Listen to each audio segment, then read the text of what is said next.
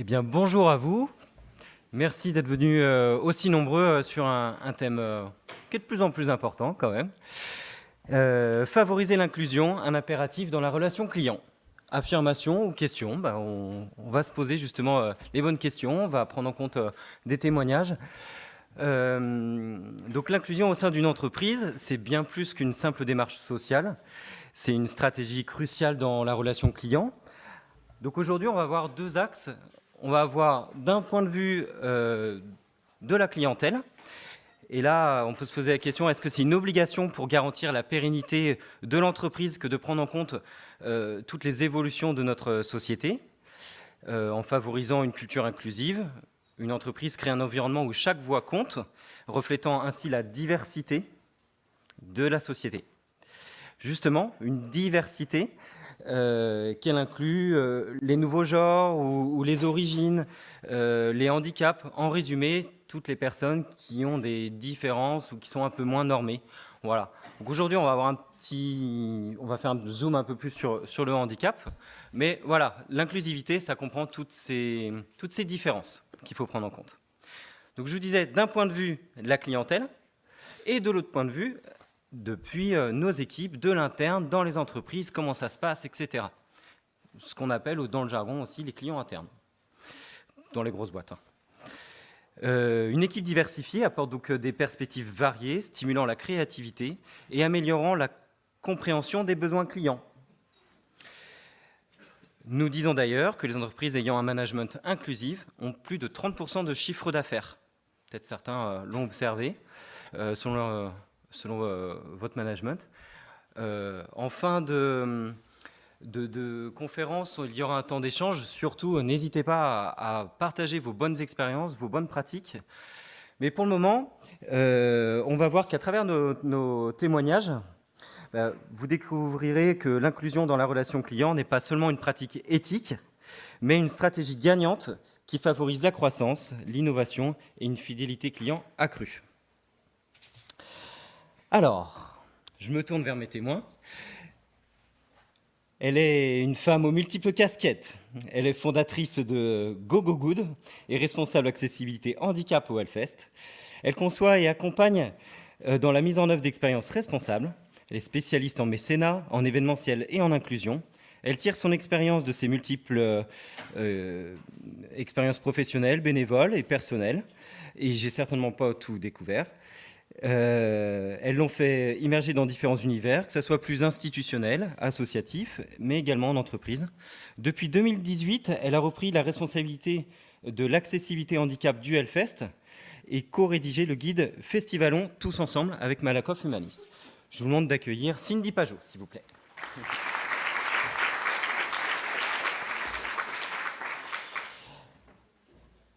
Il gère l'ANRH de Nantes. Donc l'ANRH, c'est l'association pour l'insertion et la réinsertion professionnelle et humaine des personnes en situation de handicap, créatrice d'emplois depuis 1954. Donc l'entreprise adaptée, l'ANRH de Nantes, transforme ses activités vers la gestion de la relation client et porte l'ambition d'amener vers la qualification et l'emploi des salariés en situation de handicap. Et cette ambition, elle est portée par Jocelyn Leborgne ici. Merci beaucoup de l'accueillir.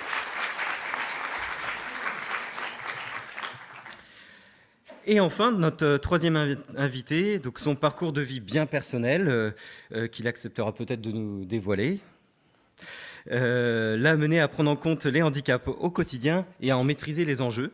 Il dirige depuis plus de 8 ans la société ACO, qui propose des solutions afin de rendre accessibles les établissements aux personnes sourdes, malentendantes ou entendantes non francophones. Cela permet d'assurer un parcours complet de l'appel téléphonique à l'accueil sur place. Aujourd'hui, il apportera justement son expérience avec sa casquette outils et solutions pour lever les freins plus opérationnels et techniques. Voilà, je vous demande d'accueillir Julien Allard, s'il vous plaît.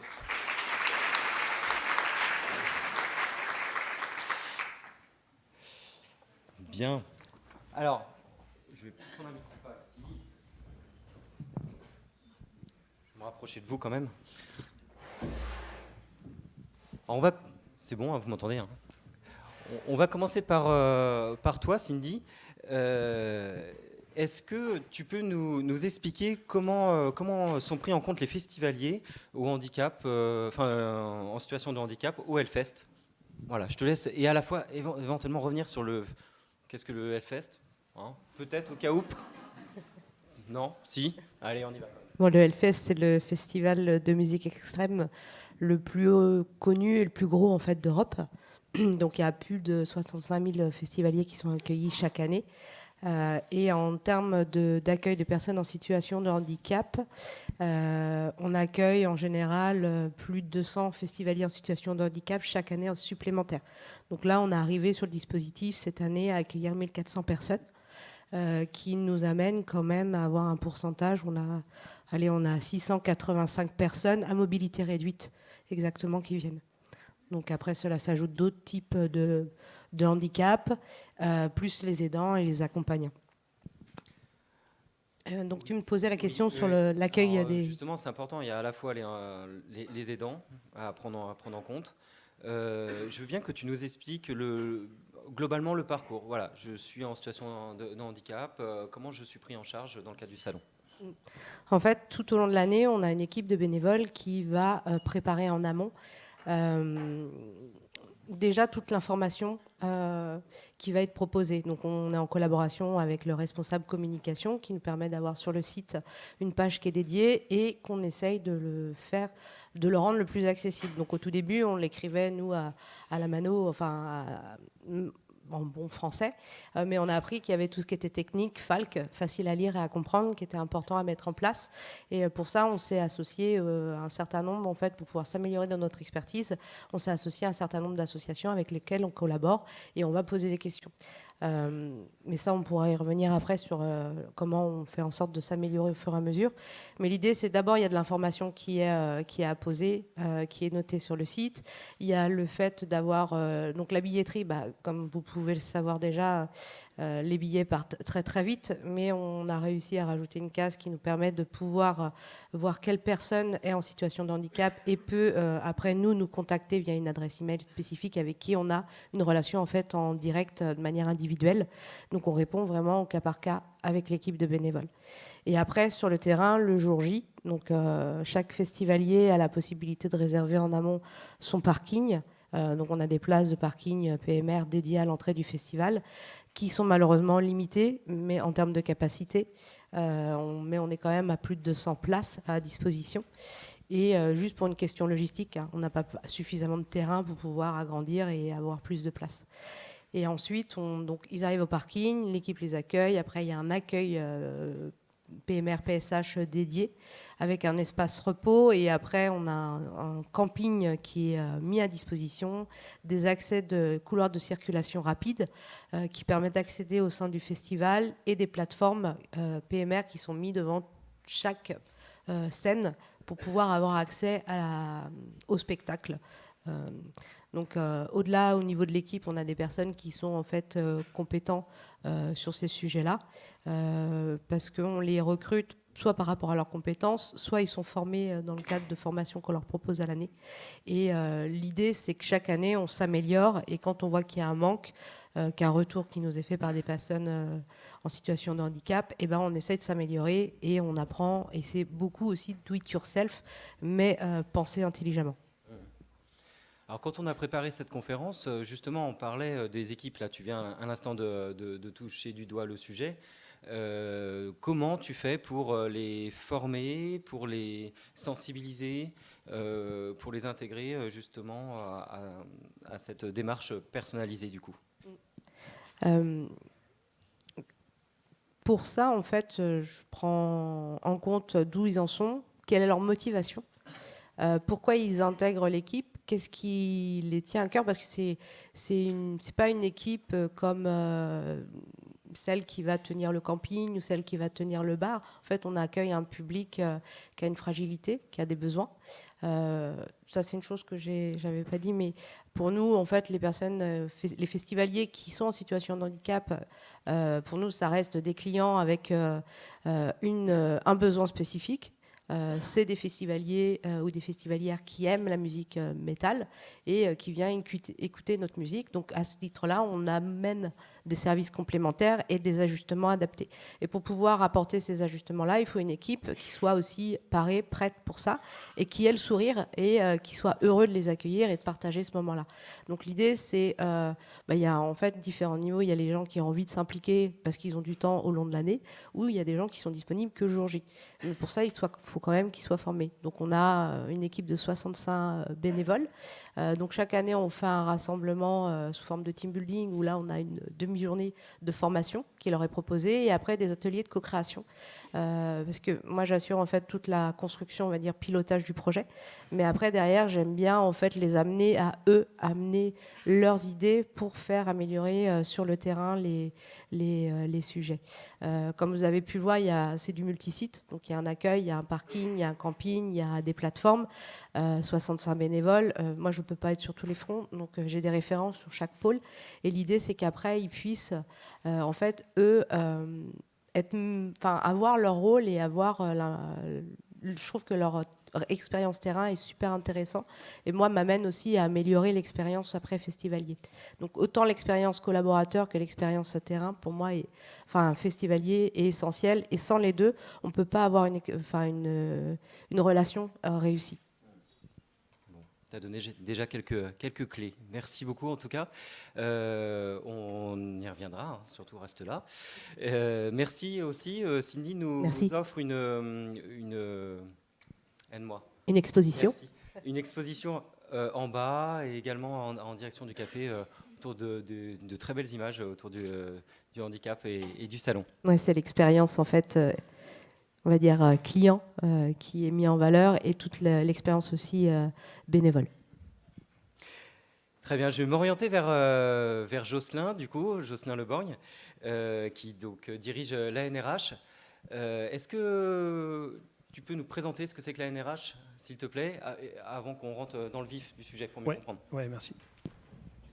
Donc l'ANRH, c'est une structure qui fête ses 70 ans cette année. C'est une structure associative, une entreprise adaptée qui donc fait partie du milieu ordinaire. Moi, j'ai des salariés comme vous. Je ne suis pas un ESAT, contrairement à ces structures qui sont des structures médico-sociales et qui sont intégralement financées par l'État.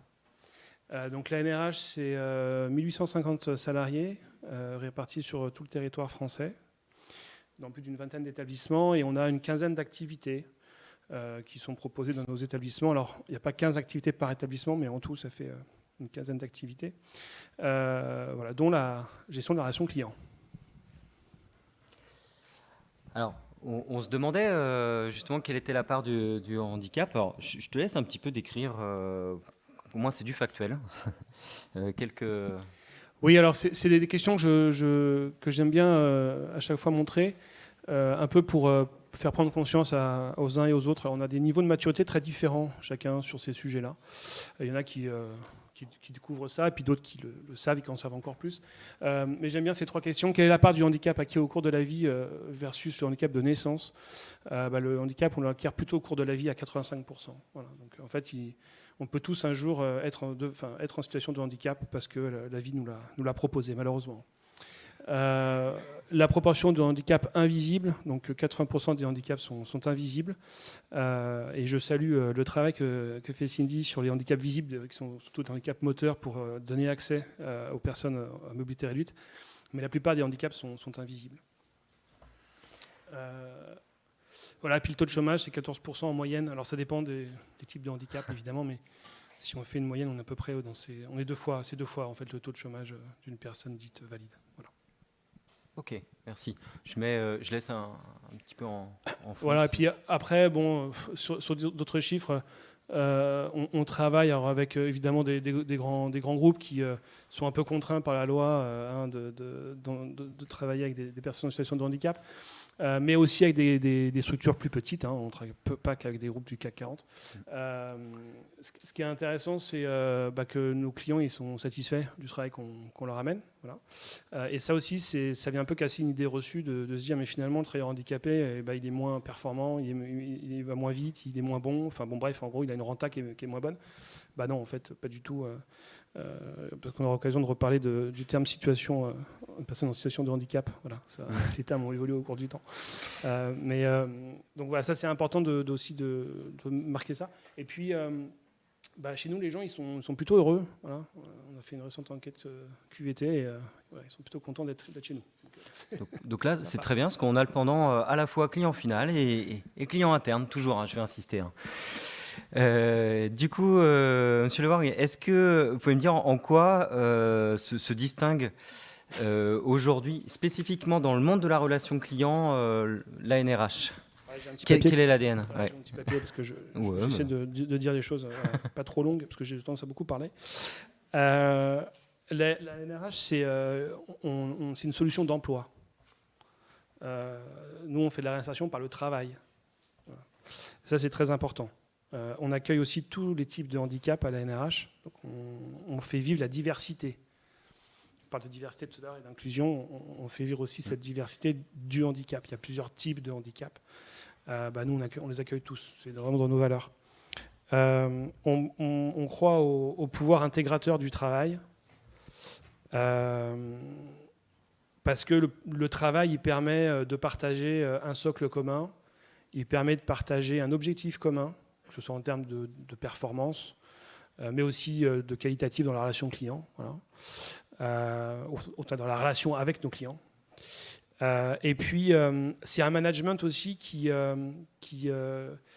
enrichi. Moi, j'ai travaillé dans le milieu, pas du tout dans le milieu associatif avant de venir à l'ANH. Le management du handicap, c'est un truc en plus. Voilà, c'est un truc en plus et ça enrichit le manager, ça enrichit les équipes et puis du coup, ça ruisselle et ça enrichit aussi les clients. Voilà, j'aurai l'occasion d'en reparler. Mais... Oui, complètement. Justement, je crois que ça fait partie des clés. Alors, ouais. je vais reformuler. Quelles sont pour vous les clés d'une expérience client inclusive réussie?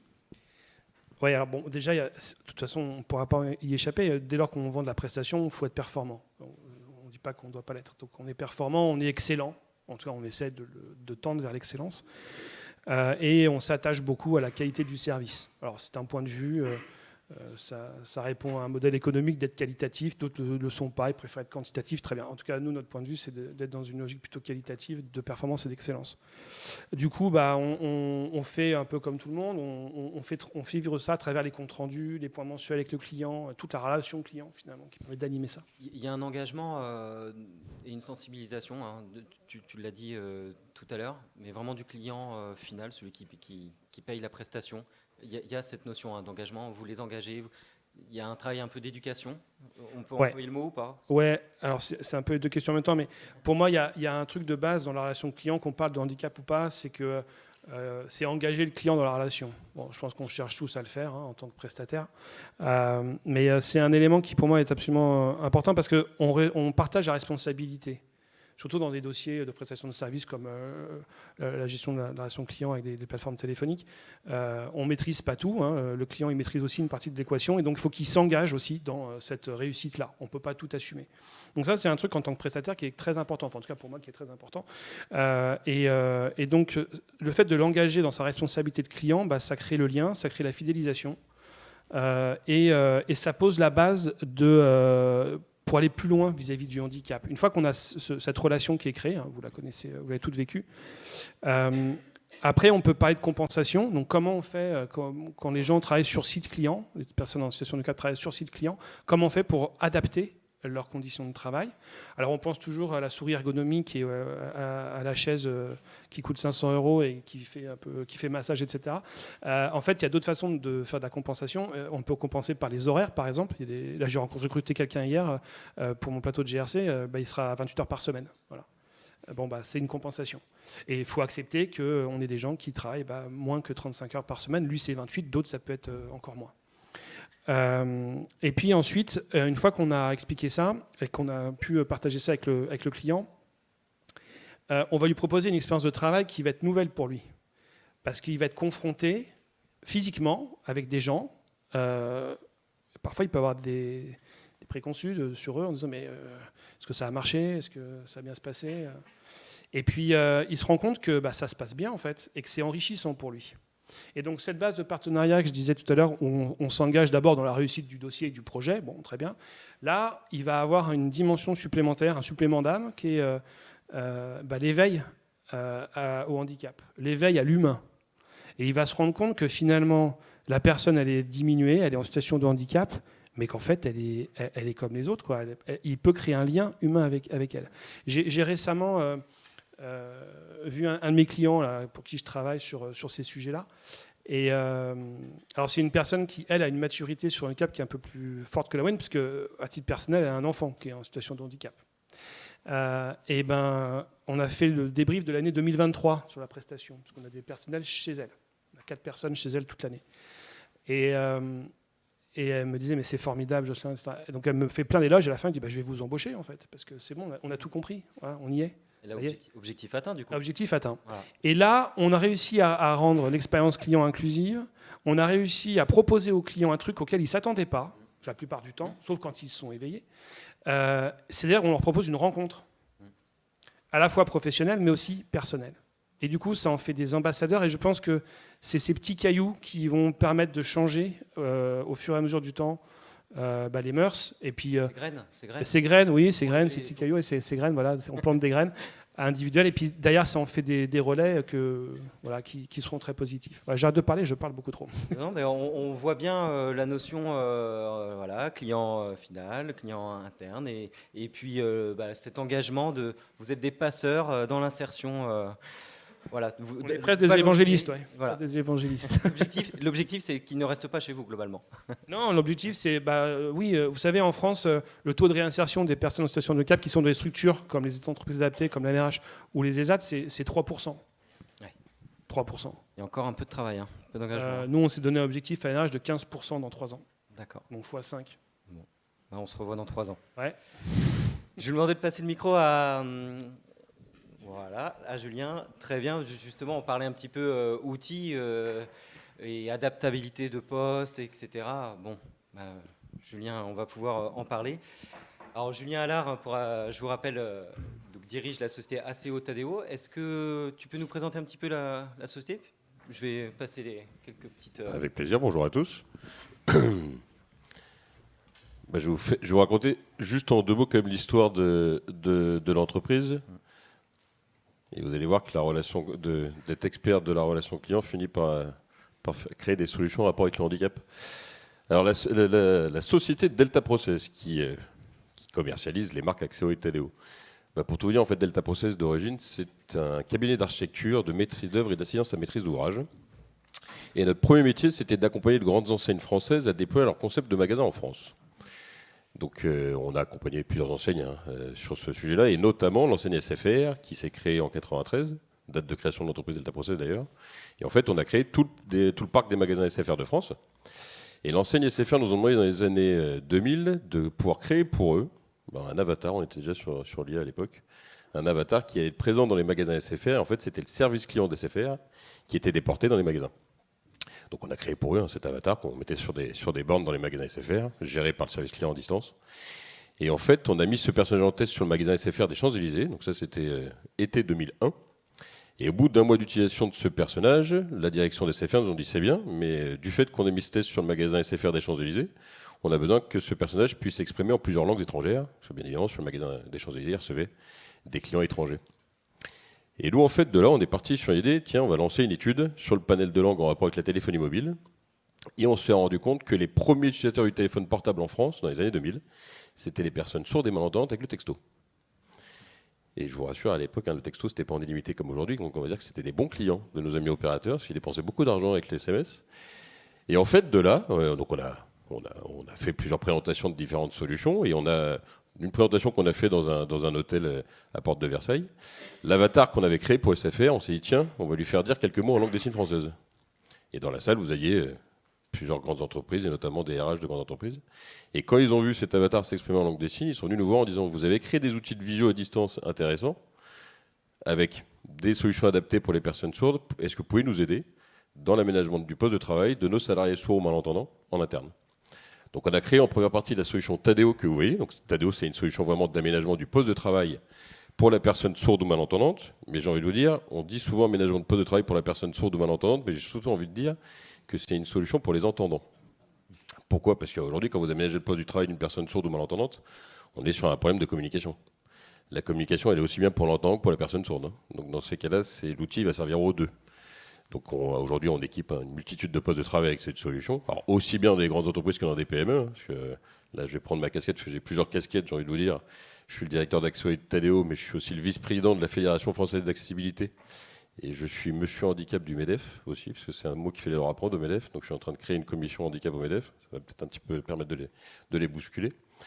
Et donc Tadeo, créé en 2007. Et donc ces mêmes personnes qui étaient équipées de cette solution pour permettre d'échanger, d'émettre, de recevoir des appels téléphoniques, d'assister à des réunions, des formations, nous ont fait remonter un besoin en disant que quand on sort du cadre professionnel, on n'a plus aucune solution pour contacter soit un service client, soit aller dans un ERP, soit échanger dans une mairie, soit échanger dans une MDPH même par exemple. Et donc là, on a créé Axieo qui est vraiment une solution d'accessibilité qui va permettre à un établissement public ou privé de mettre en place un parcours citoyen ou un parcours client complètement accessible, de l'appel téléphonique à l'accueil en face à face. 2017, on est revenu un petit peu à notre idée d'origine et vous voyez le service accès aux langues. Pourquoi ? Parce qu'en fait, aujourd'hui, avec la solution Axieo, on équipe plus de 20 000 villes en France. Et les villes qui étaient équipées de cette solution et donc qui avaient mis en place un parcours citoyen sourd ou malentendant complètement accessible, on dit, monsieur Allard, c'est très bien, mais est-ce que vous pouvez nous aider dans la relation avec les citoyens qui ne maîtrisent pas le français ? Et donc on est revenu un petit peu avec ce qu'on avait créé d'origine chez SFR. Et on s'est dit, tiens, on va remplacer l'interprète en langue des signes par un interprète en langue étrangère. Et dans une seule et même solution, on met un parcours citoyen sourd ou malentendant ou non francophone complètement accessible. Après 2023, vous avez la création d'autres solutions qui vont permettre de faire de l'événement, de l'accompagnement, mais surtout une solution qui est lancée cette année, qui est très intéressante, qui s'appelle Accès aux seniors. Une solution qui va permettre l'autonomie et de faire tomber la barrière de l'isolement social d'une personne âgée, que ce soit dans un EHPAD, en maintien à domicile ou en parcours de soins. Avec notre métier, parce qu'il faut savoir que dans la population des personnes sourdes ou malentendantes, on a souvent tendance à associer la surdité à la langue des signes. Oui, c'est une partie de la population des personnes sourdes. Vous avez 6 millions de personnes sourdes ou malentendantes en France. Sur ces 6 millions de personnes, vous en avez 5 500 000 qui savent parler, donc qui sont des personnes sourdes ou malentendantes oralisées, et entre 200 et 500 000 personnes qui s'expriment en langue des signes française. Pourquoi ? Parce que je rejoins tes propos tout à l'heure, le handicap auditif, comme n'importe quel type de handicap, c'est un handicap qui s'acquiert au cours de la vie. Donc quelqu'un qui savait parler français, il va continuer à parler français même s'il devient sourd. Hein. Ça, il va pas changer de langue. Voilà. Donc je fais un peu de sensibilisation. Au passage, les gens qui utilisent le terme sourd et muet, c'est complètement faux. Hein. C'est soit la personne sourde, elle a appris à parler, soit elle n'a pas appris à parler. Mais on ne va pas rajouter du handicap sur handicap, la personne sourde n'est pas muette. Voilà. Les différents modes de communication que vous voyez à l'écran. Hein. La transcription assistée de la parole, c'est un métier que l'on a créé en interne, on a notre propre école de formation. Et donc là, c'est ce qui va permettre à une personne sourde oralisée ou une personne âgée avec une baisse d'audition de communiquer, alors soit à distance, soit en face à face. La visio-interprétation en langue des signes française pour communiquer à distance avec une personne sourde ou en face à face qui exprime en langue des signes française. Et le visiocodage en langue française parlée complétée. Alors en général, on connaît bien les deux premiers modes de communication parce que vous les voyez à la télé avec du sous-titrage de la langue des signes. Mais qu'est-ce que le visiocodage en langue française parlée complétée ? Ça, c'est un autre sujet. Alors le visiocodage en langue française parlée complétée, avant d'être un mode de communication, ça fait surtout partie des différents modes d'apprentissage que l'on va proposer à un enfant qui naît sourd et qui a décidé d'apprendre à parler. C'est une des techniques, voilà exactement. J'entends lire sur les lèvres, ça en fait partie. Et en fait, le visiocodage en langue française parlée complétée, un enfant qui naît sourd, la première technique qu'on va lui apprendre, c'est la lecture labiale, donc apprendre à lire sur les lèvres. Sauf qu'en français, comme dans beaucoup de langues, vous avez des jumeaux labiaux. Je vous donne un exemple, quand vous dites menton ou manteau, vos lèvres font exactement le même mouvement. Donc en fait, quand un enfant lit sur vos lèvres, on va associer à la lecture labiale un signe au même niveau que la bouche, qui va permettre de préciser si on prononce une consonne ou une voyelle et donner un environnement à la conversation. Voilà ce qu'est le codage et le PC. Donc quand on parlait tout à l'heure justement d'ouvrir ces services, et on avait une discussion avant notre prise de parole, et là je vais parler de handicap de façon large. Quand on est dans la relation client, une personne en situation de handicap, il faut se dire qu'on va l'adresser comme n'importe quel client. Une entreprise aujourd'hui qui a un service client, qui a des magasins, qui se rend pas accessible aux personnes en situation de handicap, il se coupe une partie de chiffre d'affaires qu'il ne fait pas aujourd'hui. Donc on sait, dans les multiples entreprises qu'on peut accompagner aujourd'hui, ils ont des progressions de chiffre d'affaires quand ils se rendent accessibles aux personnes sourdes, 1, 2 ou 3%, et là on n'est que sur les personnes sourdes. Alors quand vous avez vraiment une politique handicap complète avec un parcours complet d'accessibilité, j'ai envie de dire, vous fermez votre porte à aujourd'hui à un public qui n'est pas adressé et qui demande à être adressé et être traité comme n'importe quel client. D'où l'augmentation du chiffre d'affaires. Exactement. Il faut savoir le prendre aussi et l'analyser de ce côté-là, c'est important. bien sûr. Pour compléter, pour les gens qui travaillent en B2B, il y a 1,1 million de travailleurs en situation de handicap en France, c'est 4% de la population active pour la perte de chiffre d'affaires potentielle. Voilà. En B2B ou en B2C? B2B, d'accord. Et donc là, on a les solutions. Enfin, ce qui est intéressant chez Axéo Tadeo, c'est on a à la fois les solutions techniques, mais derrière, il y a toute la partie main-d'œuvre. Tu peux nous en dire un petit mot? Nous, les solutions reposent sur des outils de visio à distance, mais bien évidemment, donc c'est de la technologie au service de l'humain, mais aussi de l'humain qui est très présent dans ces technologies, parce qu'en fait, on a des plateformes, ou même en travail à domicile, où vous avez des interprètes en langue des signes, des transcripteurs ou des codeurs LPC, et c'est eux qui vont permettre la communication des personnes sourdes. Donc c'est vraiment 100% d'humain derrière. On a des solutions de texte aujourd'hui automatiques, hein, et on pense que ça va convenir aux personnes sourdes et malentendantes. Je pense que vous avez vu depuis mon début de prise de parole que moi, par exemple, j'ai un débit de parole qui va un peu vite. Je mets au défi n'importe quelle solution automatique de me suivre, hein, et là, je vais la faire bugger, hein, je vous le dis. Et ce qui est aussi intéressant de voir, c'est que là, on parle de l'accessibilité, mais aussi avec la solution Tadeo dans le cadre d'un aménagement de poste. Quand vous êtes en réunion, par exemple, que vous avez une personne sourde qui fait partie du collectif de travail, si vous avez plusieurs prises de parole en même temps, la solution automatique, elle va être complètement perdue. Là, l'humain va avoir vraiment son rôle à jouer pour deux choses. Déjà, la rapidité de frappe, la qualité de frappe. Et ce qu'on ne se rend pas compte non plus, c'est que l'écrit dans ce genre de besoin pour une personne sourde est très importante. Je vous donne un exemple. Quand vous échangez à distance avec une personne sourde, si l'écrit n'arrive pas aussi vite que la parole, et de façon qualitative, quand la personne sourde va intervenir dans la communication, elle va intervenir en décalé par rapport au yeux de l'entendant. Donc aux yeux de l'entendant, on va dire tiens, la personne sourde ne sait pas communiquer. C'est pas la personne sourde le problème, c'est la solution qu'elle va utiliser qui n'est pas adaptée. Et en plus, ce qui est important avec l'humain, c'est que quand vous avez un écrit, la personne sourde, vous lui parlez oui, mais elle ne sait pas sur quel ton vous lui parlez. C'est pas si vous êtes agacé, si vous êtes joyeux ou autre. Là, c'est là où le rôle de l'humain va prendre tout son sens, parce que, entre parenthèses, vous allez avoir les sens, les rires, l'émotion, pour permettre à la personne sourde d'avoir vraiment capté vraiment le ton et, je dirais, l'ambiance qu'il y a dans son échange avec la personne entendante. Et ça permet aussi, au passage, j'ai envie de dire, ce qui est intéressant dans un collectif de travail, c'est de rééduquer les entendants. C'est-à-dire que quand vous avez une réunion de travail avec une personne sourde, là, quand vous avez nos transcripteurs ou nos interprètes à distance, ils vont un peu jouer un rôle de régulateur dans la communication des entendants. Pourquoi? Parce que nous, entendants, quand on s'exprime entre nous, on a tendance à se couper la parole, à vouloir parler plus fort que l'autre. Ben là, vous allez avoir le transcripteur à distance qui va dire stop, j'arrête, vous respectez vos temps de parole parce que déjà votre collègue sourd, il comprend rien du tout. Et en plus, quand vous avez de l'écrit dans une réunion, ce qui est intéressant, et c'est là où il faut savoir être aussi malin, c'est ce que je dis souvent aux personnes sourdes qui sont équipées de Tadeo en milieu professionnel, c'est qu'ils ont un écrit, par exemple, que c'est des personnes sourdes oralisées. Bah, qui c'est qui a le compte rendu de la réunion à la fin de la réunion? C'est la personne sourde, c'est pas les collègues. Ok. Est-ce que tu peux nous raconter une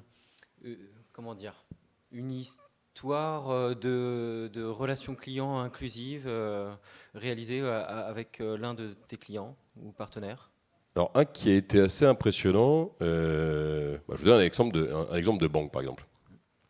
On a souvent tendance, si je vous dis aujourd'hui, quelle est pour vous la plus grande banque de France? Vous allez me dire Société Générale, LCL, la Caisse d'Épargne ou ce genre de groupe-là. Et bien pour les personnes sourdes ou malentendantes, non. Pour nous, la première banque de France, c'est Onet. Vous allez dire, mais pourquoi? Déjà, c'est une solution qui est 100% digitale. Les personnes sourdes, elles aiment bien dire tiens, je vais pas me retrouver avec un obstacle de rentrer dans une agence et qu'ils ne savent pas m'accueillir. Donc déjà, d'avoir une solution à distance, ils aiment bien. Mais Onet, on les accompagne depuis la création.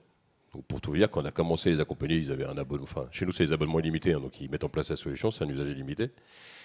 Ils ont tellement bien communiqué sur leur accessibilité qu'aujourd'hui, je pense qu'en termes d'usage, c'est le numéro 2 sur nos plateformes. Pourquoi? Parce que du fait qu'ils aient communiqué comme il se doit, parce que de se rendre accessible, c'est bien, mais de le faire savoir, c'est quand même mieux. Donc là, on accompagne aussi en termes de communication. Aujourd'hui, je pense qu'après le ministère des Finances, je crois que Onet est le deuxième plus gros consommateur chez nous. D'accord. Ok.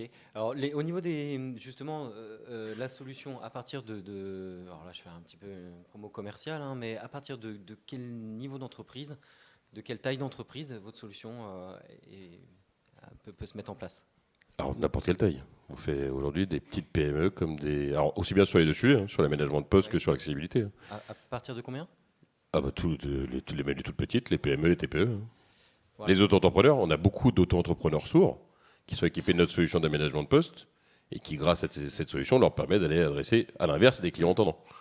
Donc, vous l'avez entendu, hein, pas de préjugés sur les outils. Il y a des outils qui existent, accessibles, et c'est à mettre en place par nous tous, clairement. Jocelyn, comment avoir une relation client engagée dans l'entreprise inclusive? On l'a vu en résumé, mais s'il y avait deux mots à ressortir. Ouais, je pense que l'idée, c'est un truc à 2 étages. C'est-à-dire que le premier étage, c'est de créer la relation de confiance et d'engagement que j'évoquais. Donc, on n'est plus prestataire, mais partenaire. Hein, c'est ce qu'on cherche tous à être. Et puis ensuite, c'est cette éducation, cet éveil au handicap. Je pense que l'émotion qu'on recherche à faire naître chez le client, c'est la fierté. La fierté parce qu'elle vient remplir... dans son besoin, elle vient remplir le sens qu'il donne dans son travail, quel que soit le secteur dans lequel le client y travaille, quelle que soit sa fonction dans l'entreprise, il a comme nous tous besoin de donner du sens. Et je pense que faire réussir, accueillir ou faire réussir ou faire travailler des personnes en situation de handicap qui ramènent de la valeur, donc qui sont créateurs de valeur, c'est une fierté pour la plupart d'entre nous. Hein. Non, mais c'est une très grande majorité d'entre nous. Et donc, je pense que ça, c'est ça l'émotion qu'il faut générer. Alors, bon, moi, c'est le sens aussi de mon engagement, et puis c'est le sens de l'engagement des personnes qui portent aussi les valeurs de la NRH. Hein. Mais voilà, moi, j'ai quitté le monde des brutes, j'ai quitté le monde du business pur, et je suis rentré dans le monde du sens. Voilà. Et donc, pour moi, la priorité, c'est l'humain. C'est le business, bien sûr, mais c'est d'abord l'humain. Ça vient après. Ouais. Alors que dans le monde quand il y a de l'émotion, après, en général, le business c'est vient d'abord après. Le business et ensuite l'humain. Et moi, je permets à certains moments d'inverser les deux. Et je pense que ça fait du bien, ça. Très bien. Voilà un bon mot récapitulatif, l'émotion. Voilà. Cindy, tout à l'heure, tu nous parlais, toujours en petit mot de conclusion, l'importance de la prise en compte des équipes. Est-ce que tu peux me dire comment sont pris du coup les améliorations de l'expérience client au gré des différentes saisons du festival? Le public ou les festivaliers, en tout cas en situation de handicap, qui viennent, c'est un public qui est très exigeant et qui savent très bien, en tout cas, ils savent très bien nous faire leur retour sur tout ce qui ne va pas. Et en général, à chaque fois, ils nous donnent aussi plein de bons conseils sur eux, comment ils auraient aimé vivre telle expérience pour pouvoir mieux passer ce moment-là.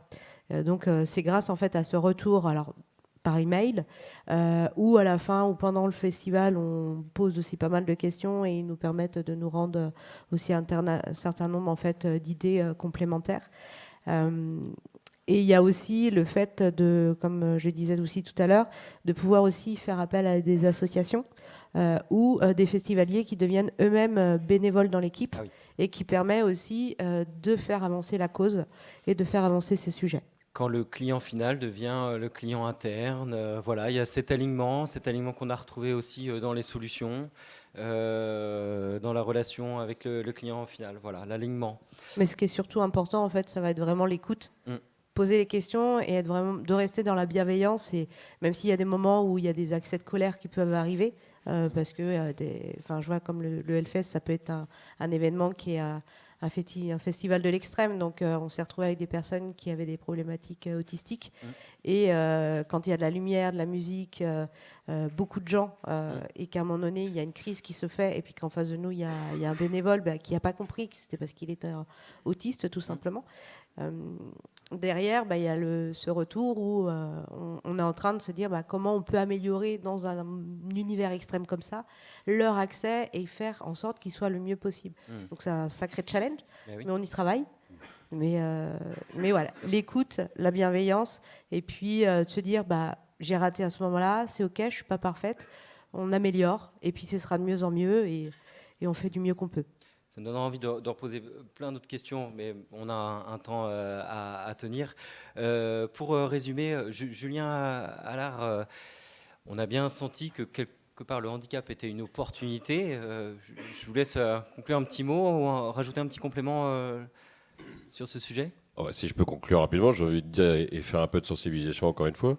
Le handicap, c'est pas un gros mot, il ne faut pas avoir peur, que ce soit en interne comme en externe. D'avoir et surtout savoir, et j'ai envie de dire très brusquement, exploiter les talents de chacun. Je prends l'exemple d'une personne sourde. Hein. Alors, j'ai beaucoup de collègues sourds, bien évidemment, au sein de l'entreprise. Une personne sourde a une capacité de concentration qu'a pas un entendant. Donc, vous donnez même tâche à un entendant et une personne sourde, la personne sourde va l'effectuer encore plus rapidement. Et vous voyez, et on le voit même avec d'autres exemples. On parlait de troubles autistiques tout à l'heure. La moitié des développeurs de chez Tesla, c'est des personnes qui ont des troubles autistiques, hein, qui ont des capacités de réflexion que n'ont pas d'autres.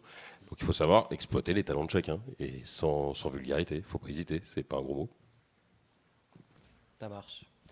Merci beaucoup. Est-ce que dans la salle, il y en a qui veulent partager une petite expérience ou qui ont des questions? Est-ce que vous avez des questions? Dites-nous. N'hésitez pas, c'est toujours la première. Après, il n'y a pas d'obligation. Bon. Ouais. Alors, je peux pas. Je vous laisse parler.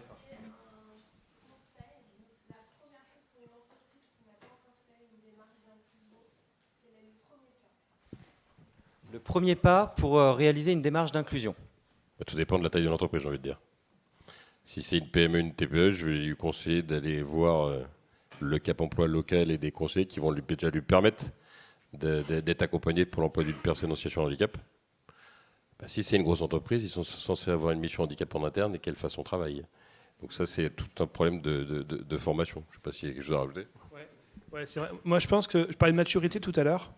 Quand on découvre un sujet qu'on ne connaît pas, la première chose à faire, c'est d'enquêter, de se renseigner. Alors ça demande du temps, ça demande de l'investissement. Alors c'est du temps qui n'est pas forcément rentable, hein, mais si on veut lancer une démarche RSE, on prend le temps de le faire et donc on enquête. Donc Cap Emploi est un bon guichet. Hein, voilà, il y a d'autres guichets aujourd'hui auxquels on peut adresser. Et puis, il ne faut pas aussi hésiter à aller voir des structures associatives. On a un tissu associatif en plus au local qui est quand même assez dense, qui peuvent aussi vous donner de l'information.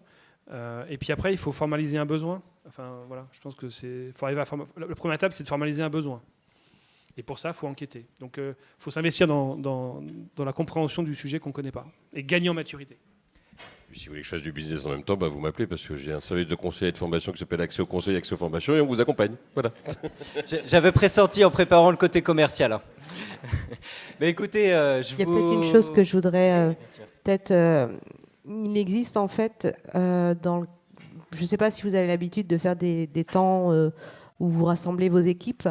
Mais il y a des associations en fait, qui vont proposer des temps de sensibilisation, de team building sur des demi-journées. Là, vous faites de la sensibilisation sur un sujet que vous avez choisi avec l'association. Et après, derrière, ça permet aussi de pouvoir apporter une source de financement à cette association parce que vous l'avez fait intervenir. Donc voilà, ça peut être aussi une piste d'idée qui peut être proposée.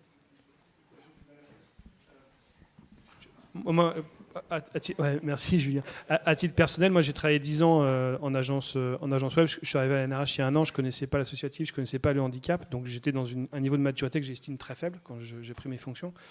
Il y a un truc qui est formidable, c'est l'immersion. Et des structures comme la NRH, mais comme d'autres structures, hein, je disais à Nantes, il y a un tissu important de structures adaptées, ou des AT. Nous, on accueille aussi les entreprises.